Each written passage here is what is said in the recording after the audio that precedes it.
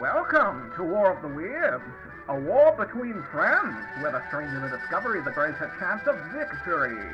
Last time, Bromie struck first with the tale of Tom DeLonge's journey from pop-punk to the paranormal, but Mystic pulled out the story of the corrupted blood incident as the public cast their vote, and in the end, Mystic prevailed, taking back the sacred ground he had previously lost.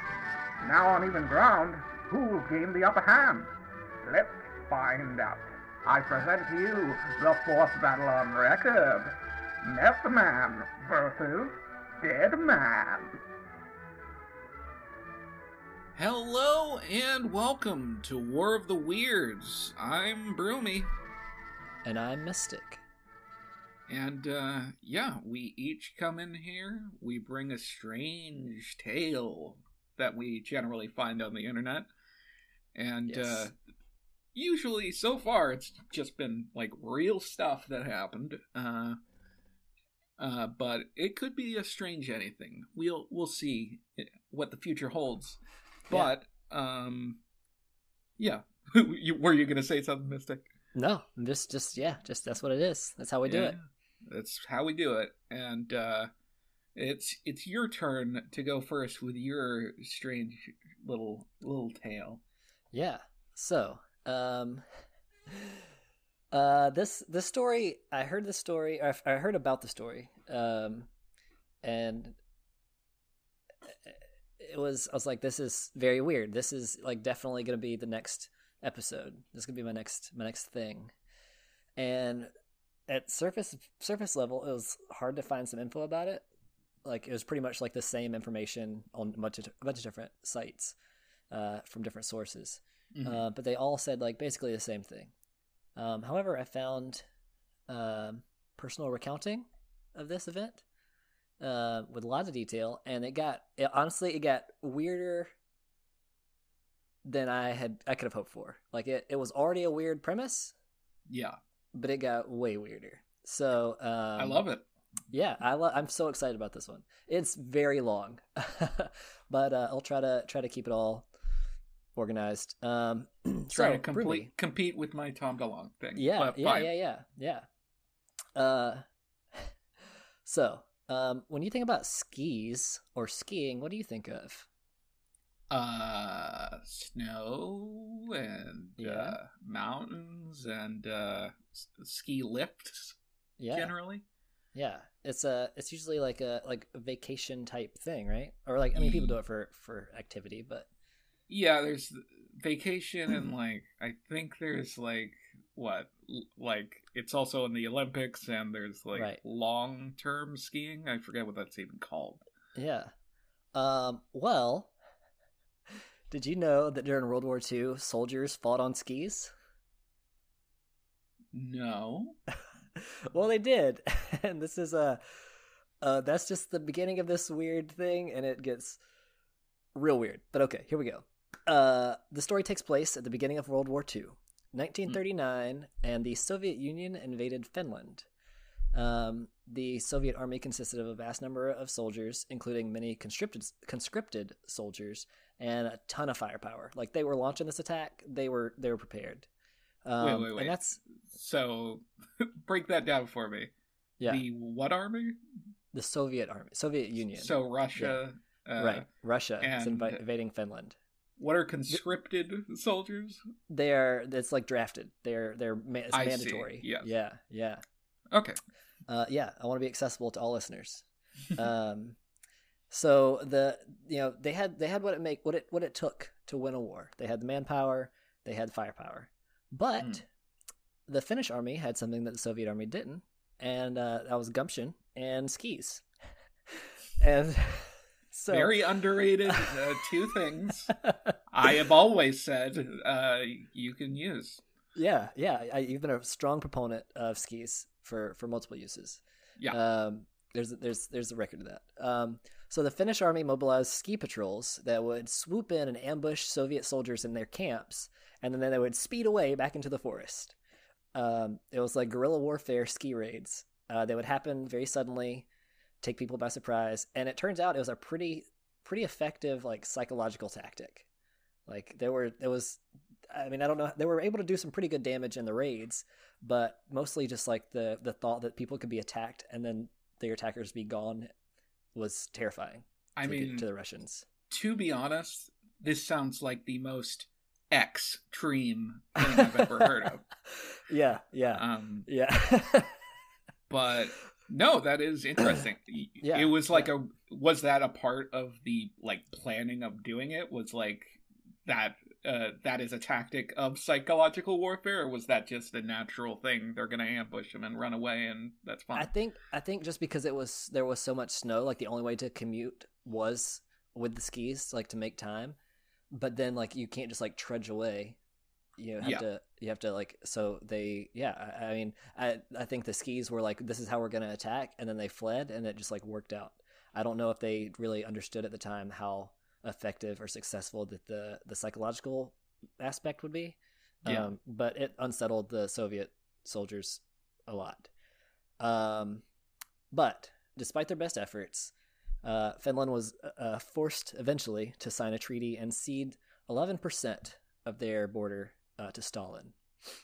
But in 1941, when Germany invaded the Soviet Union, Finland saw it as an opportunity to get their territory back. So, June 25th, 1941, they attacked, took all the land back that they had lost, and like staked their claim. Like they didn't want to get involved with the war more than that. They were just like, this is just for our territory. We don't care what else is going on with Germany.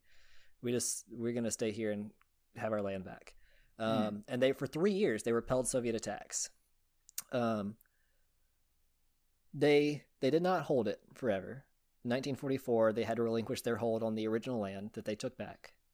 But it was during that time in 1944, like during that era, that this story comes to fruition. While defending their temporarily reclaimed land, Finland had ski patrols that monitored the area for Soviet activity. And one of these units was 24-year-old Finnish soldier named Aimo Koivunen.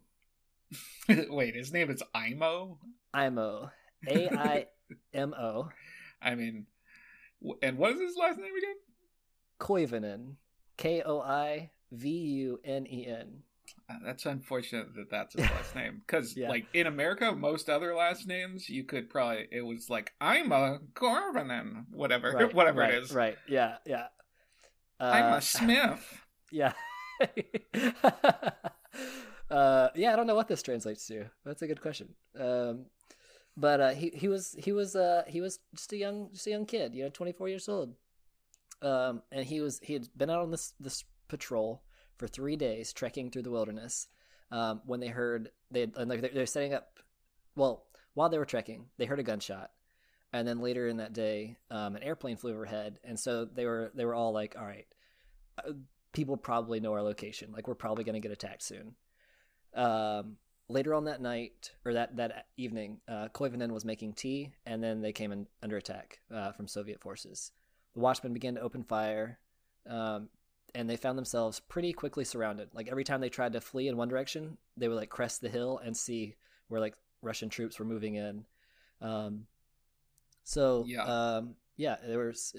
seemed pretty much like this was the end. They fought for about 10 minutes before they were able to break up the forces enough to retreat and flee the attacking Soviet army. They were trying to flee to, this is names. Yeah, names. Not my strong suit. Kutamo Field. Fields were like... Fields? That's what I thought. They kind of are. They're like plateaus. So they're like barren plateaus, like a field, yeah. But sometimes they can be like on the top of a mountain or something, or like up a hill. Just where like the flat land. So that's where Lieutenant Hunkanen was camped out in his unit. Ooh, what a Hunkanen. Yeah. So they're fighting on skis. About like one of the Russian units came as close as like 20 meters. So Finland, this unit withstood the attack for a while, was able to kind of break up the first attacking platoon, and then before the second one could close in, Koivunen and his unit fled. They traveled a few hundred kilometers while being pursued, and he was tasked with setting landmines in order to slow down the attackers and like being followed. But to no avail. They were like not German soldiers, but the Russian soldiers would just like avoid them, go around them, you know. Come on, Aimo. I know. And he was like pretty frantic. He was like, this is not going to be helpful. We need to do something different. And they're like, well, we need, like, we're trying to break trail. Like, this is tough. And so he was like, well, I'm going to go up there and try to help break trail. So he went first to try to set tracks to ski, and like to you know, clear things out of the way and stuff like that, so they could make a quicker escape. And it worked for a while, but he's working hard. Like, have you ever tried to like tread water or like walk through snow? It's like waist high snow. Like, yeah, no, real bad. I haven't either. But it's snowing here right now, but it's like not even an inch. So not even remotely not giving me any indication what this is like. But anyways, he became fatigued. There was still shooting coming from behind him. They didn't lose anybody. But he was really worried, started to get tired. And he had some medicine. Okay? His responsibility was carrying the group's supply of Pervitin. Do you know what that is? No.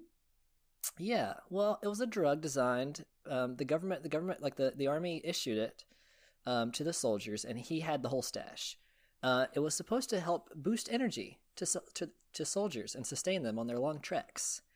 But he was not a fan of using substances, just like on principle. So he tried to resist. He was like, I'm getting real tired, but I can use this if I need to, but I want to put it off as much as I can.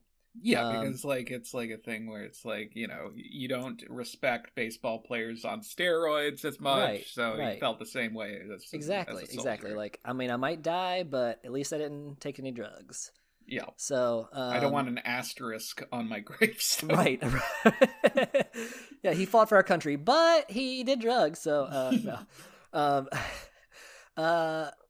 So he held off. He began to feel faint and started falling behind the group, and people were like calling out to him like to hurry up and not to sleep. So he was like getting that drained and tired. They skied for hundreds of kilometers.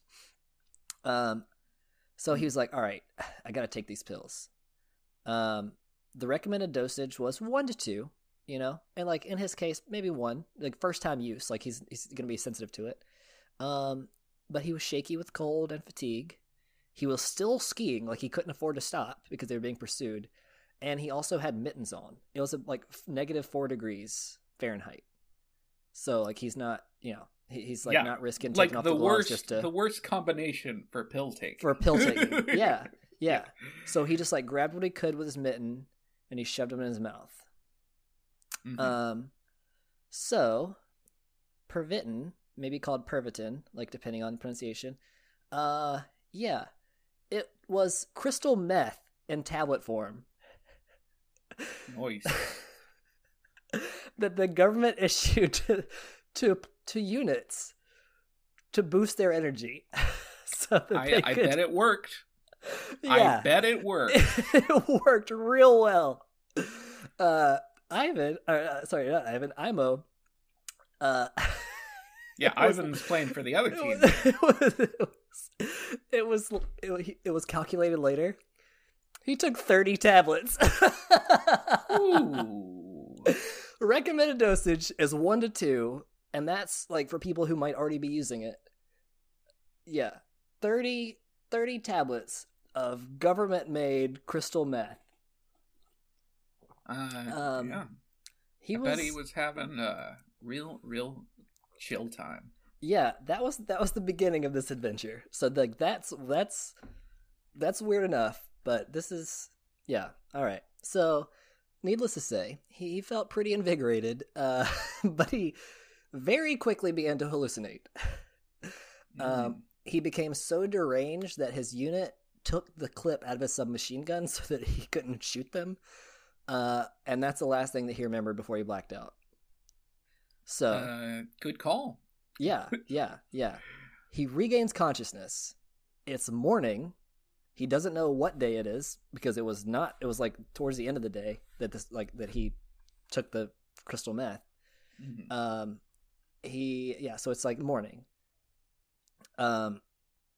He's standing on his skis at the Finnish border alone. He has no idea if he was abandoned by his unit or if he just like up and left while tripping.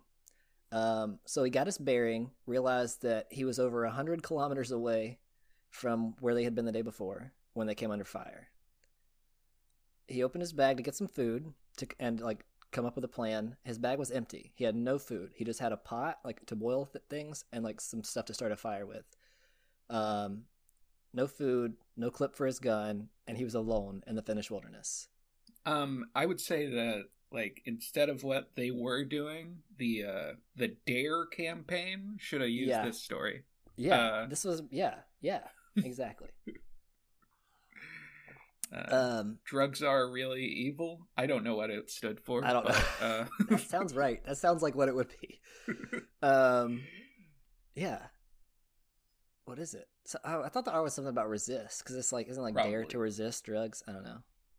Yeah. Drugs. Yeah. Whatever. That's good to advocate not abusing drugs. That's fine.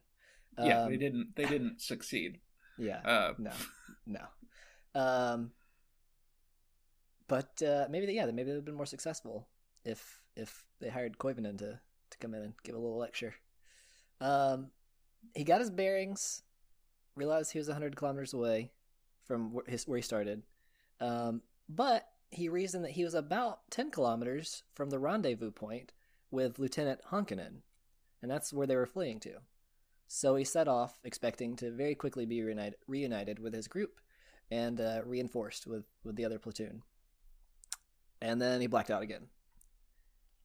He regains consciousness. He's standing on top of a fjeld, and he hallucinates that he's arguing with his group. Like, he doesn't know that he's hallucinating at the time. Yeah. But he's, like, insisting that they're already at the rendezvous point, and he can see the campfire, like the smoke from the campfire, from their platoon. He then, like, realizes that he's alone, but he still sees the smoke, and he's like, all right, I'm gonna head that way. Like, it's this is like, I can see some patrols. Like, this is legit. I can definitely trust what I'm seeing for sure now. Right, because like the rest of the illusion or the rest of the hallucination went away, and this remained. He's like, all right, this is real. I see, yeah. But he blacked out again. So that's 3 times right now, I think, or up to 3. Wakes up, lying in the snow. He realized he had fallen pretty badly, and he's alone. He looks, the campfires, the smoke that's still there. He washes his eyes out with snow, looks up, and was like, okay, definitely real. And begins skiing downhill as fast as he can. He's picking up speed. He's flying. He's crying because like the wind in his face, but also just I thought it was because he shoved snow in his eyes. That could be it too. He does some things with snow. I'll mention it. We'll get to it. It's like, what is this for? But yeah, he's speeding downhill, skiing as fast as he can, crying like probably from the snow, also from the wind, and then also like a little bit out of like relief and joy that this is like over with. This is terrifying. Yeah. And he gets pretty close. He's about to enter the camp, and he realizes that it's a Soviet army camp. Ooh! And he can't stop because he's coming downhill, so he can't turn around and just like ski up the hill. He's left with no choice but to speed right through the middle of the camp. Okay, so that seems like how. I don't know. I don't understand how that would be like the best no option. Choice. They're probably so taken off guard. They're like, "Wait, what is he supposed to be doing? Wait, what is going on? Is this what?" Yeah, this seems like a comedy from the 40s. I know, like a slapstick comedy from that time period where fucking Buster Keaton's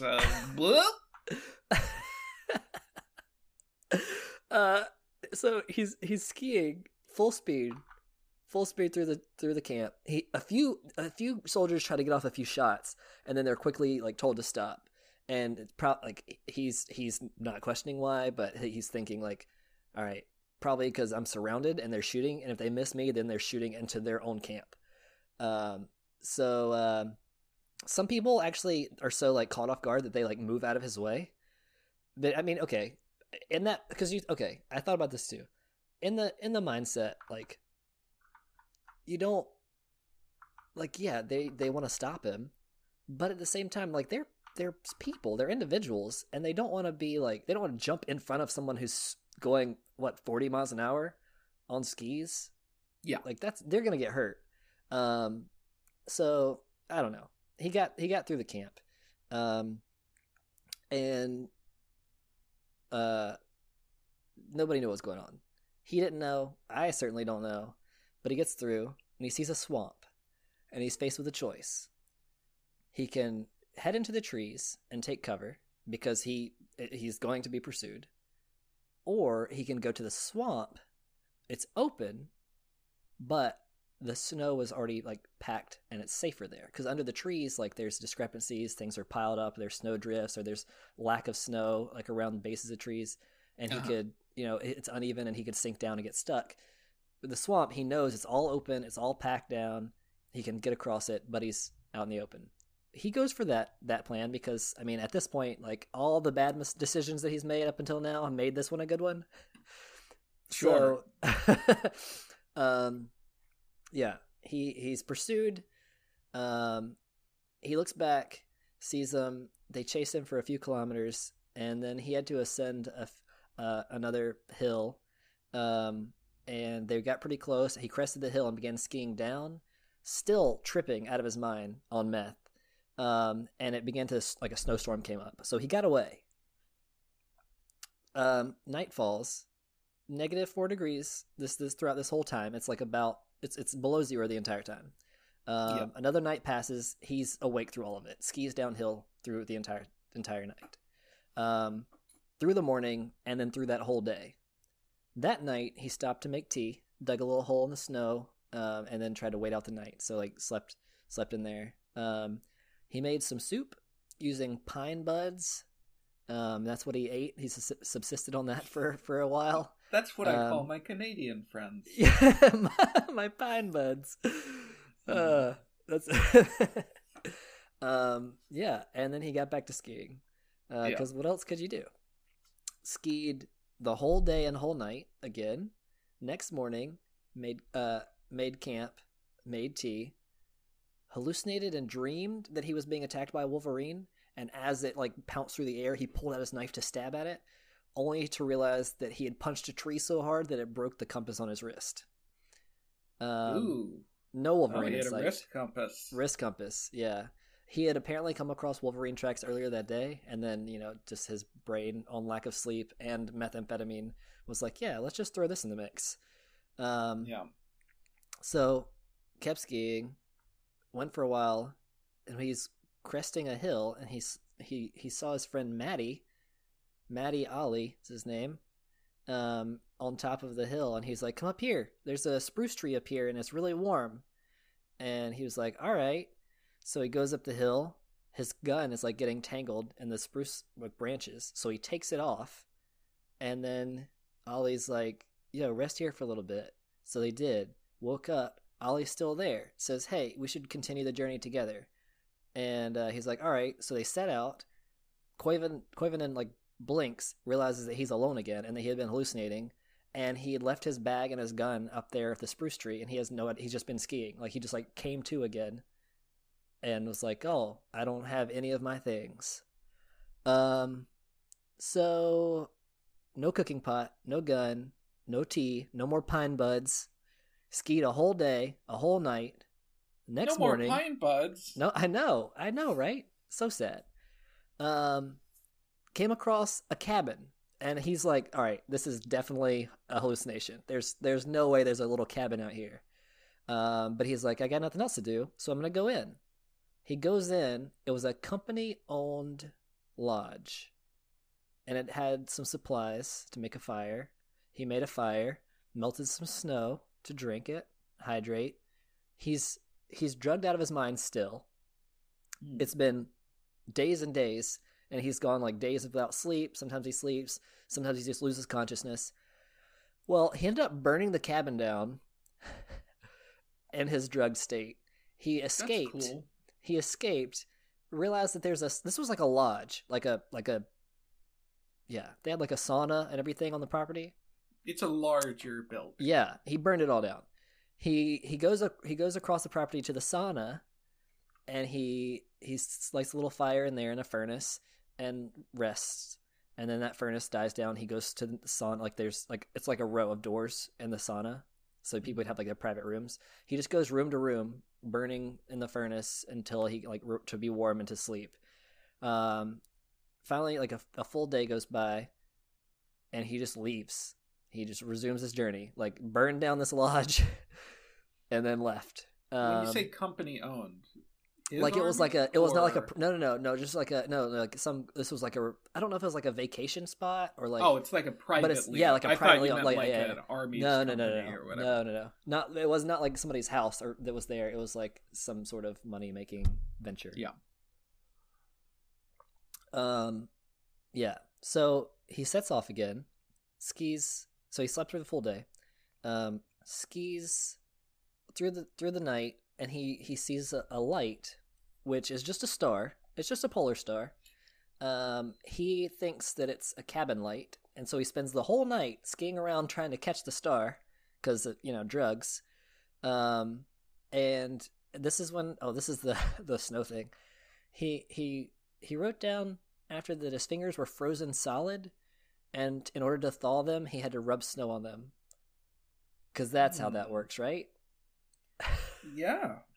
So, right, I think he just like loves shoving snow. He's like, put some in my eyes, put some in my hands, like just. It's really a cure-all. Can make a tonic with some snake oil salesman. Won't tell you. Doctors hate him. Dermatologists hate him. Oh yeah. Oh yeah, they do. Yeah.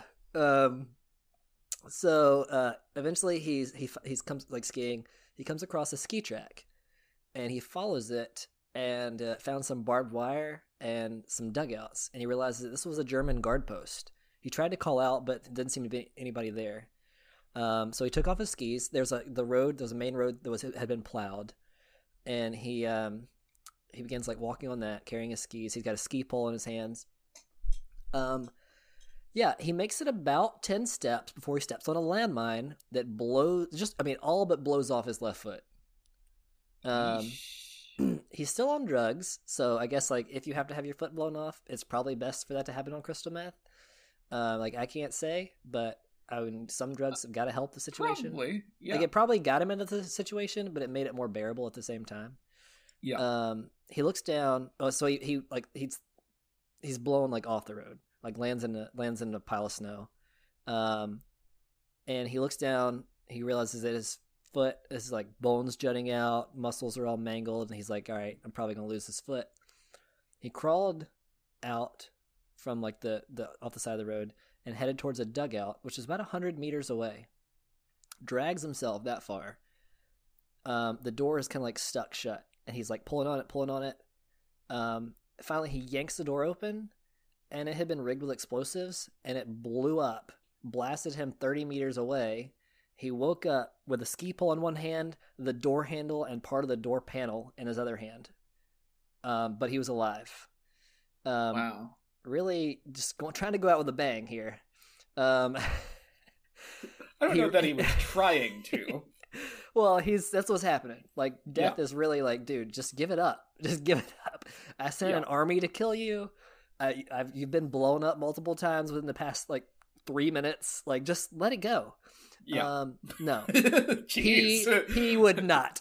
He would not let go of life. He would not let go of that door handle. So he's just like, all right, well, I can't move anymore. So he just made a fire with the shredded door panel.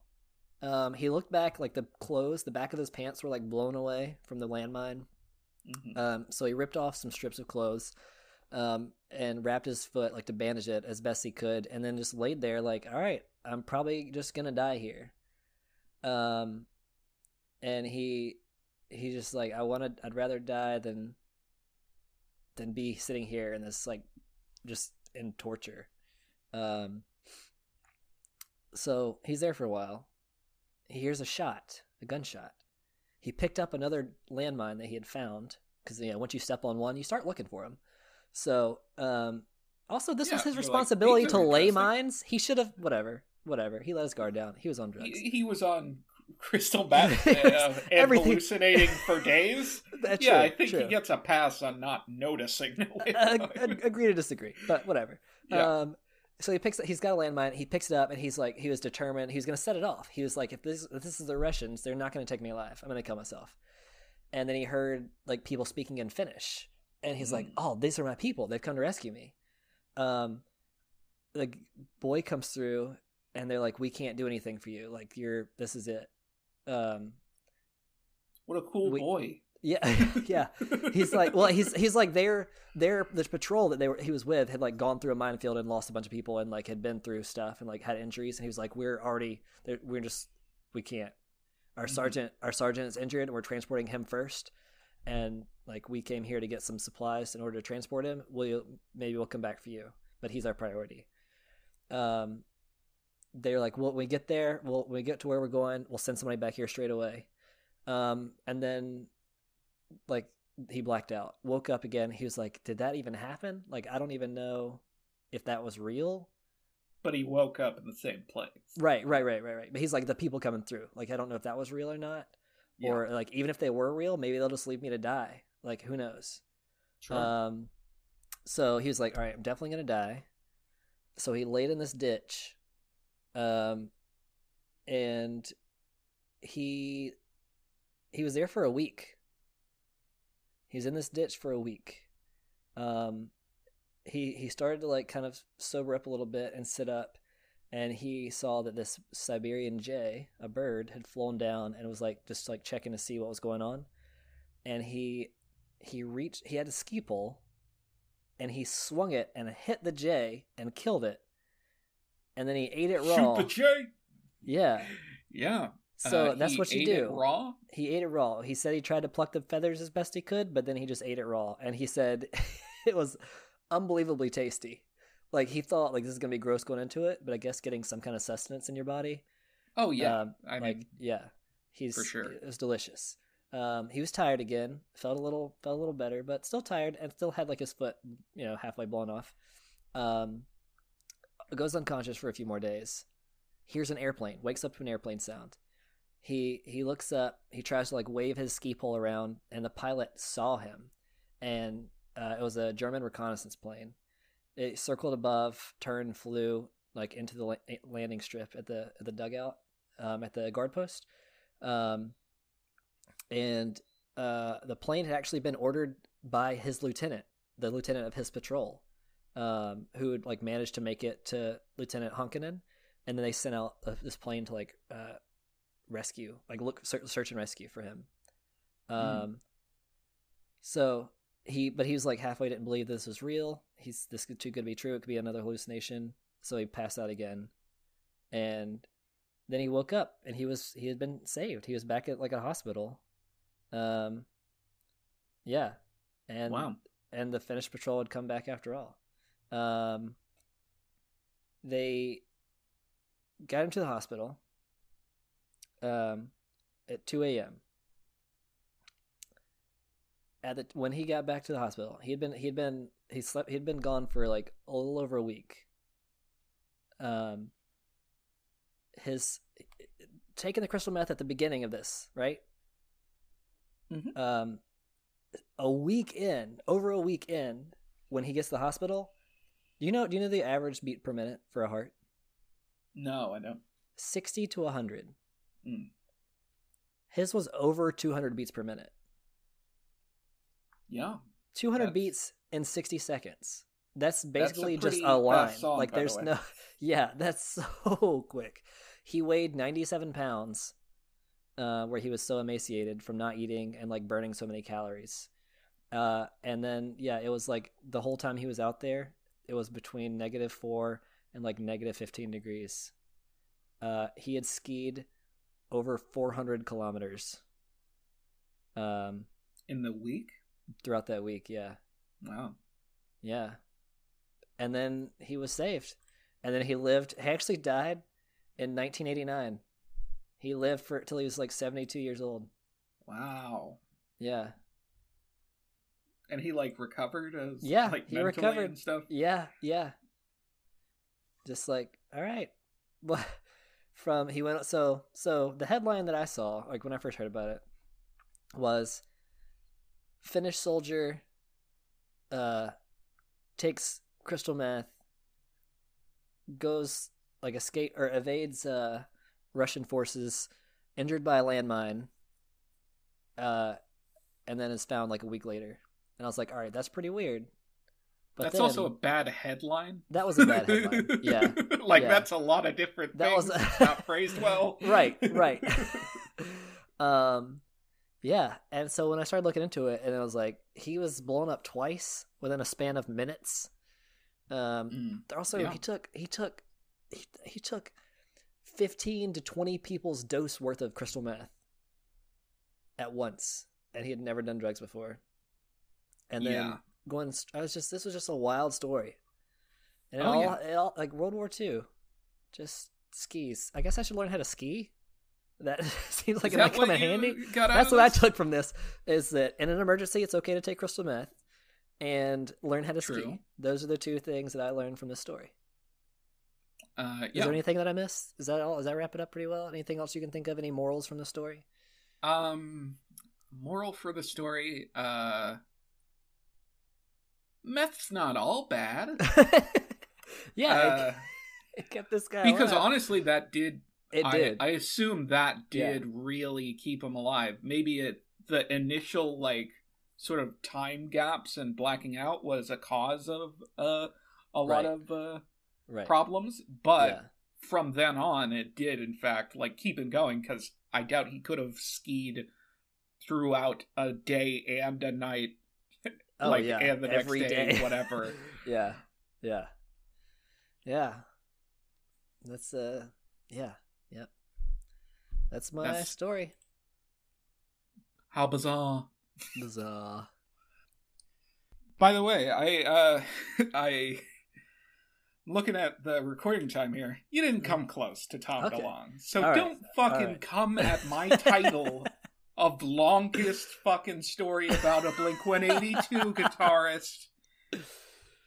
Anyway, I too have a story, funnily enough. Tell me your tale. What are the Weird, chances? Right? What are the chances? You could do a weird story about you having a story, because how weird is that? Yeah, it's crazy. But so we're in India. Okay. It looks like my room, but I'll take your word for it. You are in India right now. Oh, sweet. Get through your fucking head. Sorry, I'm swearing a lot now. Get that explicit. We're gonna earn that explicit logo. Yeah, we're in India, and there's a man named Lal Bihari, Lal Bihari.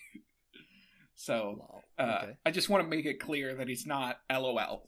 Right, yeah, I was going to ask lol a lot. He's not lolling everywhere he goes. Are we going to be lolling from this? Oh, I hope so. All right. Lal is a young farmer dude. Okay. Farmer dude. Those two words go together.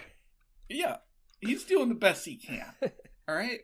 It's 1976. Okay. He's Lal Bihari is 22 years old. And by the way, throughout this whole story, I'm going to be saying a lot of names. Lal Bihari is the name to focus on. Okay, right, so don't worry too much. Right. So he is returning to his birthplace, Khalilabad, because he needed some documents to get a bank loan for his handloom business that he was starting. I didn't really look into it. I assume a hand loom is somewhat similar to a loom in that they make fabric or whatever. Yeah, I'm very curious about this, because don't they have like pedals and stuff, and you have to like pump them? And I believe so. How's there a hand one? Maybe you just hand pump it? Maybe it's not portable? I don't know. Maybe it is portable. I don't know. You said maybe it is portable, like it was the most interesting idea in the world. Maybe it could be. Maybe it could be. But if it's not, unless. So yeah, he's needs the documents to get a bank loan for his handloom business. So he goes to basically what is basically a government accountant for villages that are a part of the region of India that he's in. Okay. So, which is Uttar Pradesh is the name of the part of he was in. So, because he had to get these documents in order to get the loan, goes in. He says, "Hey, I'm Lal Bihari. Can you do that for me? Can you give me these documents?" And the guy looks up some info and he says, "Lal Bihari died last year." What? And Lal smiles. He thought he was joking, and the guy repeated, "Lal Bihari died last year. I don't know who you are." What? And Lal Bihari, confused, because, but I am here before you, is what he says. Yeah. You know me. I have met you before. And the guy shows him the records of his land on a piece of paper and read it out. And it said that last year, after the death of Lal Bihari, his 1/5 of an acre of land that he owned had went to his cousins. Lal Bihari was officially dead. What? Yeah. So, Lal Bihari, after leaving the office, wasn't psyched about it. And he goes to a lawyer. He wasn't psyched about it. He didn't love it. That's the best news he's gotten. Yeah, he explains the situation. Did you say he goes to a lawyer? He went to a lawyer, yeah. Okay, yeah. Because he's considered, legally dead, according to them. Which that guy didn't even admit that he was him. You know what I mean? Yeah. But, yeah. The lawyer is quoted as saying, at that time, after he explained it, "A dead man has come to me," and laughs. I like the quote so far. "I am before you. A dead man has come to me." Yeah. He wants to be alive, so he can do these things, and the whole situation's messed up. He Not only does he find out he's dead, he finds out now his land isn't his land. But apparently hasn't been his land for a year. How long was it? It was, yes, sometime in the last year. I don't know exactly why. That isn't clear in the article I read. There was one main article that I'm working from, a couple other things, but yeah. And so yes. At some point, he finds out that it was his uncle who had bribed an official 300 rupees in order to get him considered legally dead, so that his cousins would inherit his land. Is that a lot? I don't think so. That doesn't seem, seem like a lot. Yeah, anything I think in the hundreds. Yeah, it's not a lot. I was gonna look it up. I forgot, but I don't think it's that far off from American dollars. What are you looking it up right now? I'm looking up right now. This can't be right. There's no way this is right. It says $4. Well, it might have been worth a little more back in the day. Okay. 1976. That's not that long. No, it's not a lot. I just think of going to an official and be like, "Yo, slips him a $5 bill." He's dead, right? Be like, "He's totally dead." Oh my God, is he dead? He's so dead. I get a Crunchwrap Supreme, dog. Mix and match at Mickey D's. Oh yeah. So yeah. And again, before you comment or anybody else comments, rupees are a thing that are not just in Zelda. I was gonna say, that's the Breath of the Wild stuff, right? Yeah. Yeah, it is. But, so yeah, his uncle did it. He finds out. It's unclear what part of, like, at what point he finds it out, but not far. I don't think he found it out too long from that initial time period, right? So his neighbors would, like, mock him, saying things like, look, there goes the ghost. That's what I'm sensitive about. That's the bad thing in my life. I want to be a real man. Yeah, he felt, like, humiliated by the whole situation. He got cucked by the government, y'all. Yeah. No. And by life. Yeah, that's rough. So a court case could take decades. So he'll be dead by then. Yeah. I mean, he's 22, alive. So I prove think that he's alive he just to be like, chance. hey, he's dead. Yeah. Yeah. He visits a bunch of government departments, and he's pleading with officials and arguing with them. He files complaints. But the complaints, were attended to by officials that had listed him as dead. Yeah. So, it kind of fell on deaf ears there. Yeah. Jeez. So, yeah, this is 1976. Mm-hmm. So, it was a real struggle. In 1980, it's already 4 years he's legally dead. Right. A politician named Shyam Lal Konijia told Lal Bihari, your case is going nowhere. You are a Mritak, which is M-R-I-T-A-K, which means dead man in Hindi. What? What? Isn't him being alive all the proof he needs to be alive? You would think. Your case is going nowhere. You are a Mritak. Why not openly call yourself one to shame those who did this to you? That's what this politician said to Lal. All right. And Lal took that idea and he ran with it. Nice. He's going to be the loudest dead guy there ever was, basically. He added Mritak to his name. Nice. So he was Lal Bihari Mritak, Lal Bihari Dead Man. And he would, like, answer the phone and be like, hey, dead man speaking. Like that kind of thing. He's got a lot of gumption. Yeah. The same year, he started the Mritak Sangh, which is the Association of the Living Dead. Whoa. But there was nobody else in the association. Yeah, it's just him. Yeah. And his new choice to be like a spectacle worked. Nice.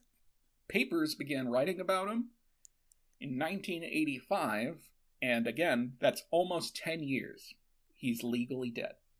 Whoa. So how does he... Can he work? Like, what? How? What?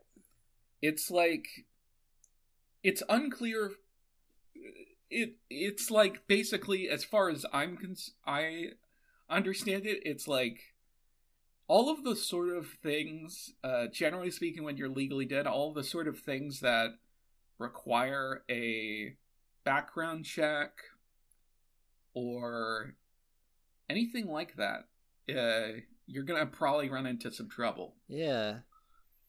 So I'm unclear in his case, but I'll get to legal death stuff a little later. So it's rough. Yeah. For sure. Yeah. And he also had land and now doesn't. So that's like that's the spark that I think, other than just being declared dead, that's the sort of extra indignity, is that I owned a fifth of an acre of land, which is still a lot. Yeah. And it's just gone. His new choice worked to be a spectacle. Not spectable. He was disrespectable. He was disrespectable. But in 1985, he decides he's going to get arrested. He decides that? Yes. Okay, I'm on board. So he kidnaps his cousin. One of the ones that would have gotten his inheritance or his land? Well, not quite. The Okay. son. I guess it would be the son of the cousin. Okay. Okay. It was a boy Yeah. named Baburam, All right. whose family was the one that had shown him dead. Oh, That, yeah. Yeah. But once he picked Baburam up, he didn't know what to do. He said, I took him to a movie every day. And 5 days pass where he's still kidnapped. The family didn't file a police complaint. And kidnapping itself was looking like a failure. Yeah. He failed at living. Now he's failing at kidnapping. Now he's failing at dying. Yeah. No. He was planning on soaking Baburam's shirt in goat's blood and sending it to the family. That's But some the Old Testament butcher he stuff knew. right there. The what stuff? That's some Old Testament stuff right there. Oh, yeah. The butcher he knew wouldn't help him out. So that didn't work out. He was trying with chicken blood as well. And it didn't really work. Yeah. So he didn't do that. A journalist told him to, I guess he just had contact with Lal, and a journalist told him to return Baburam home and promised to publicize his plight, or he'd end up a criminal, likely. Just generally speaking. Yeah. So he did, and an article about him appeared in a state newspaper. Nice. So the whole idea of getting arrested was basically to have his name on the books legally as having been arrested. Right. So that in a court case or something, he could bring it up and be like, it's literally right there. How am I there if I'm dead? Or they would have to rectify it in order to press charges or something. Yes. Yeah, okay. All right, so pretty smart. But it did not work. He did return Baburam. Yeah. So a member of the legislature read the article that was written about him at that time in the Uttar Pradesh Assembly, which is, like I said, legislative body. Right. This prompted Lal to go do a peaceful sit-in protest outside of the assembly in the city called Lucknow, which is a funny name for a city. Lucknow. I don't know. Now. It's weird. It's my luck, and I want it now. Yeah, that's what he was protesting for. But other people were protesting for different things, and it really didn't seem like it was going anywhere. It's just a bunch of people protesting a bunch of different stuff outside of the state assembly, and he's just the one guy, the dead guy there.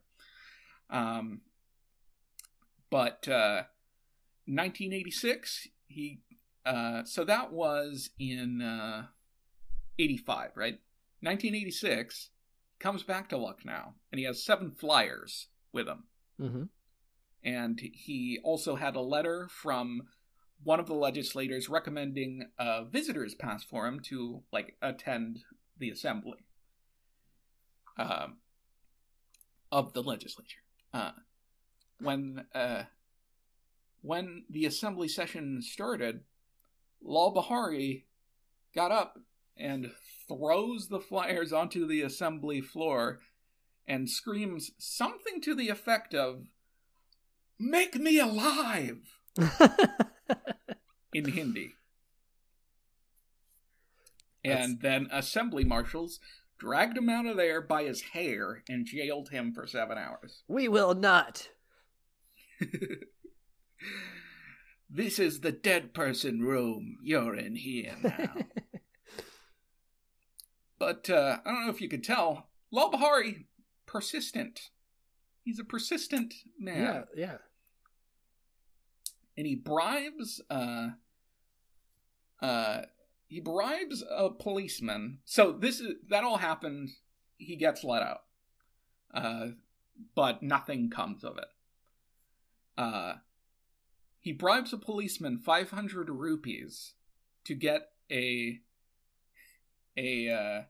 case registered against him and his cousin for rioting. The policeman returned the money when he discovered his motive. What? You know what I mean? Like his motive was, I want to be considered alive. Yeah. And like, not this again. Oh, Lal Bihari's up to his same old shenanigans. Yeah. So a policeman returned it, and he applied for widow's pension for his wife. Mm-hmm. And they refused. He says, because I was alive, this would be a record for me. And the government's refusal makes no mention of him. Bada bing, bada boom. But whatever. That doesn't work. 1988, Lal sold all of his property, not referring to like his land, but his stuff. Right. To run against former Prime Minister VP Singh in an election for a position in the lower house of Parliament. This guy is like, he's just taking it to the next level every time. Like every setback, he's like, all right, I'm going to aim higher this time. All right. Kidnapping didn't work? Right. How about bribing the police? No? How about I become a member of Parliament? Then am I alive? And he got about 1,600 votes. Whoa. So, not a lot, but he's that's literally coming from nothing. Yeah. So, in 1989, he filed nomination papers against Rajiv Gandhi, and promptly filed an application to cancel the election because he was dead. Oh. The election, of course, didn't get canceled. Right. But he got a little more press. Yeah. Which is really what he was going for. Right. So, 1994. Mm-hmm. Reminder, 1976. He was dead. Right. He's still dead. Yeah. 1994. After an inquiry, the village accountant and another official recommended that he be declared alive. They recommended. Okay. Yeah, it's not clear. It's after an inquiry, so like the government was like, "What's going on here?" Like the higher government. Right. It's not clear whether it's the same accountant, but it's probably not. But the file later vanished. They couldn't find this recommendation. This is a conspiracy. And Lal Bihari was furious. Rightfully so. He put up posters and flyers saying he was going to capture that office that the file was supposed to be in and write an order declaring himself alive. I like how a lot of people's platforms for stuff are like, we're going to improve the economy, or we're going to schools are going to be good. There're going to be more jobs. And he's just like, I'm going to declare myself alive. Vote for me. Well, the voting for him just didn't happen. Well, yeah. But his like insistence, like that's what he was going to go. He's like, that's his motivation. Like that happened in 1989. Yeah, this is 1994. But yeah. Now he's going for that office. Oh yeah. Yeah.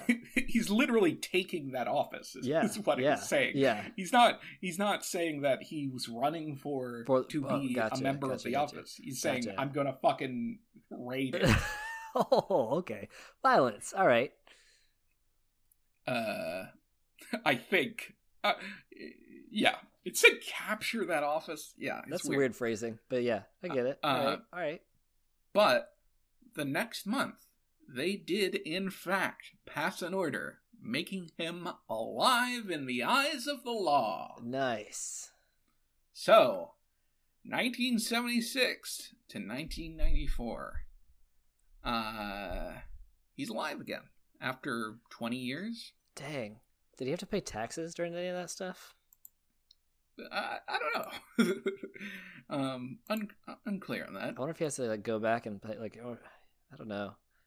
Man, how story's not over. Okay, all right. I got questions, but okay. What's the question? Well, just like how ineffective does government have to be that it's like, yeah, we don't want this person's not alive. He's like, I'm right here. They're like, nah, we're gonna go 20 years with you being not alive and see how that works out. Well, it's like, is it ineffective or just they don't care? Maybe they don't, but there's got to be the same thing, right? Because that's the whole point of government. Mm-hmm. What's the whole point of government? Yeah. No, I'm saying, what are you saying is the whole point? Yeah, no. So, like, it's got that. I mean, them not caring, then if they don't care, then what's the whole point of government? Like, if they're not, sure, like, taking care of the people, then there's no point for it to even exist. Just a machine. It's unstoppable. Anarchy in the UK, but everywhere for you. Yeah. But okay, after he's alive now, which is neat. Second life. He didn't then come after his relatives and his land. He made peace with them. Okay, not the route I would have chosen. Yeah, it's pretty messed up what they did. Lal, throughout all of this, was illiterate. He could not read. Whoa. And all the records and legal documents he was looking into for his case, etc., he would have, like, friends or his young son read them to him. Yeah. So this guy, like, he worked so hard. It's amazing just that he was just a normal young farmer trying to start a business. It's just like, you're dead. So the Association of the Dead that Lal founded and ran was a looser association. Uh-huh. He was not the only member for too long. Okay. Basically, this was a thing. What happened to him was a thing. Right. That happened. People would pay off officials to have people be declared legally dead so that they could inherit. You know what I mean? So that whoever paid them off could inherit their land. So they would gather. There was no meetings or roster of members in the Association of the Dead. They would gather when there was a big protest or election, or when a reporter or filmmaker wanted, a quote or for them to talk to them. Right. And the dead men who could afford it would come from faraway villages to tell their stories. But I thought dead men tell no tales. This is the opposite? My life is a lie? That was a lie. Yeah.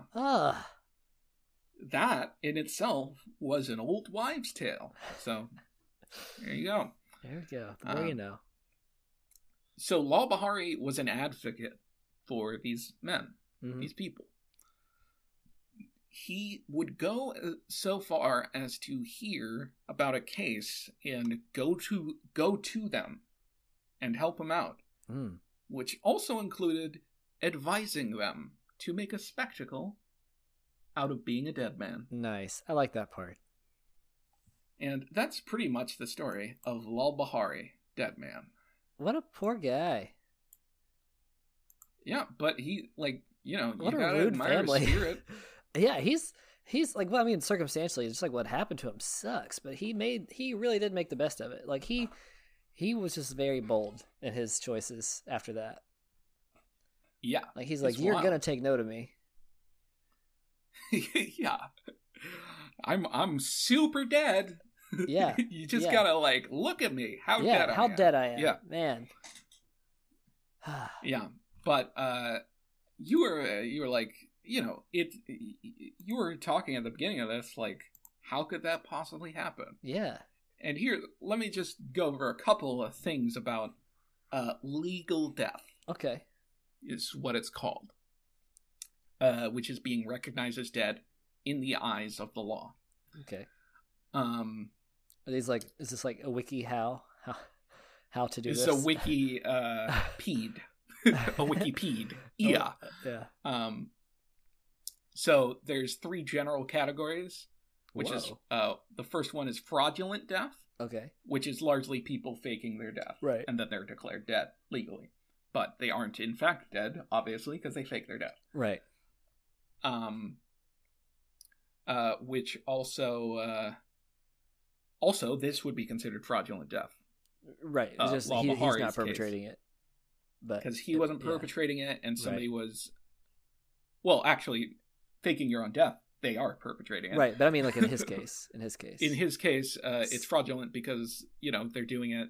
They declared him dead to, get his stuff. And, of course, there's mistaken presumption of death, which is like if people go missing they just, after a certain time. Yeah. Also, the most interesting thing that I was going to go into possibly was one study estimates that every year the U.S. Social Security Administration declares 12,200 alive citizens as dead. What? Generally, the reason for this is because they're like putting in Social Security numbers. Yeah. They have a typo. Oh my gosh, that's so many typos. I mean, there's a lot of people. That's true. So, basically, like, people very, like, I read an article kind of on that, and basically people are in, like, very similar, circumstances at the beginning of, like, one woman goes to the bank and tries to get a loan, and they're like, well, you don't exist. Wow, what a way to find out. You've got to think that's like a prank, or that you're losing your mind, or that you took crystal meth. And this is another, like, I didn't read any more into this, but this is like probably worthy of a whole, story on its own. Yeah. The notable example they give for this is Donald E. Miller Jr., an Ohio man declared legally dead in 1994, which I think was the year Lal Bihari became alive. Mm-hmm. He resurfaced in 2013 and sued to be declared alive, but the court declined and ruled that he was still legally dead. Oh, well, what evidence? What? Oh my gosh. I don't know. That's a good one. I didn't look into that one yet. That's a good one. Yeah. But, yeah. That's Lal Bihari, Dead Man. That's my story. That's a good one. This is so weird. I like the main characters of both of our stories a lot. Yeah. Yeah. What's his name? Aimo Koivunen. Sorry. Koivunen. There we go. And there isn't like we can't name it something better. Right. We could do like crystal meth soldier. Or crystal meth soldier. Yeah. Yeah. I don't know what we're gonna call it. I guess we'll go with his name because I'm saying mine is Lal Bihari Dead Man. Yeah. You could do that guy and then Meth Man. Meth Man. Yeah, we'll do that. Meth Man versus Dead Man. This will be a good one. Yeah. I like it. Yeah. So we'll have that poll up on Twitter and vote to tell us which one is the stranger one. Yeah. Mystic won this last poll, so we're back to even. When one of us wins by 2, the loser has to ingest the worst piece of media that the winner can conjure up in their minds. Mm-hmm. Examples were things like you suggested an album that Tim Heidecker made that is just like country songs that are all about like drinking piss. Yep, with one diarrhea song in there, but the rest are about piss. With a dash of diarrhea. Yeah. I just threw out there like Pixels by Adam Sandler. Oh yeah. Just garbage. But if you want to suggest that kind of thing to us, or suggest a topic, or you just want to comment, or if you wanted to leave an Apple Podcast review for us, that helps us out. Yeah. That type of thing. We appreciate it, and we're on Twitter at War of the Weirds. Correct. And Gmail at waroftheweirds@gmail.com. Yeah, so shoot us an email, follow us on the tweet, and we'll see you on the next one.